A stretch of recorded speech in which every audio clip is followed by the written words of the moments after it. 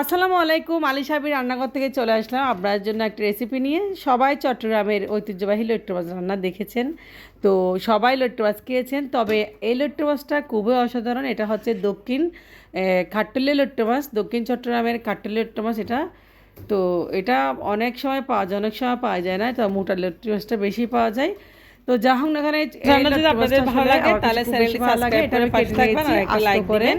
একদম গোটা গোটা লট্টু মাছটা আমি কাটি নাই, তো একদম কেটে ধুয়ে নিয়েছি এবং আস্তে আস্তে করে রান্না করব গোটা গোটা, একদম খেতে অনেক মজা লাগবে। আর এই কাটলি লট্টু মাছটা আমরা কাটলি লট্টু মাছ বলি, এটা চট্টগ্রাম মানুষের ভাষায়। একদম চিকন চিকন লট্টু মাছটা আমার কাছে খুব বেশি ভালো লাগে। আর মোটা টাইপের যেটা একটু আস্তা কেটে ভালো লাগে না।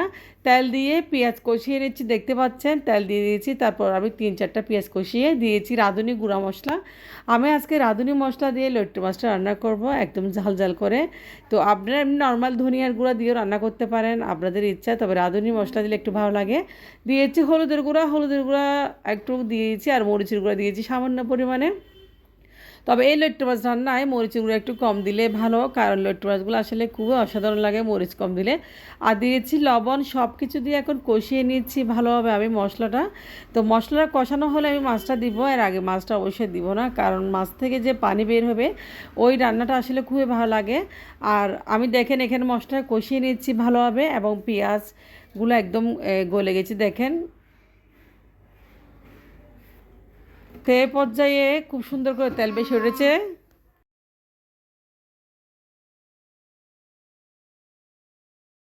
তো তেল বেশ উঠেছে, দিয়েছি কয়েকটা কাঁচামরিচ দিয়ে ভালোভাবে আমি দেখেন একটু মশলা একটু কষিয়ে নিচ্ছি। তো এখন ফুল অ্যান্ড ফাইলের মাছটা দিয়েছি, দেখেন মাছটা একদম আস্তে আস্তে করে গোটা গোটা রেখেছি। আর লইট্টে মাছ হলো, কিন্তু এই লইট্টে মাছটা খুবই মজা, অন্য অন্য লইট্টে মাছ থেকে খুবই অসাধারণ। এবং মরিচ কম দিয়ে একটু রান্না করলে, আমি এখানে রাঁধুনি মশলা ব্যবহার করেছি কারণ মরিচটা একটু কম দিয়েছি, কারণ রাঁধুনি মশলাটা খুবই ঝাল, একদম অনেক ঝাল, সেজন্য মরিচটাও কম দিয়েছি। আর রাঁধুনি মশলায় মরিচ মশলা ধনিয়া হলুদ সব কিছু দিয়ে থাকে মিক্স, ওটা একটি মিক্স মশলা।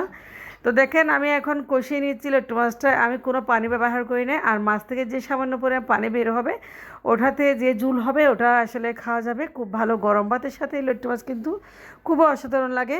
তো দেখেন আমি 10 মিনিট পরে ফিরে চলে আসলাম, দিয়েছি ধনিয়া পাতা। লট্টু মাছটা প্রায় হয়ে গেছে, আমি 10 মিনিট দমে রেখেছি। আর লট্টু মাছটা রান্না করতে আমার 20 মিনিট সময় লেগেছে মাত্র, কারণ লট্টু মাছটা একদম একটু নরম প্রকৃতির মাছ, খুব তাড়াতাড়ি হয়ে যায়। আর ধনিয়া পাতার ঘ্রাণটা না খুবই ভালো লাগে লট্টু মাছে। তো দেখেন লট্টু মাছ আমি এখন দমে রাখবো 5 মিনিট। 5 মিনিট পরে চলে আসলাম, লট্টু মাছটা হয়ে গেছে, খুব সেরকম হয়েছে মাসাল্লাহ, দেখতে যেমন কালারটা, খেতেও মনে হয় এরকম হবে। তো কম মশলা মরিচে একদম লট্টু মাছটা অসাধারণ হয়েছে। ওই লট্টু মাছ দেখেন খুব সুন্দর করে হয়ে গেছে, আমি এখন চুলা থেকে নামিয়ে নিয়েছি আর এখন সার্ভ করব। আর এই লট্টু মাছটা আপনারা গরম ভাতের সাথে সার্ভ করলে খুবই অসাধারণ লাগবে, আর কিছুই লাগবে না। আল্লাহ হাফেজ।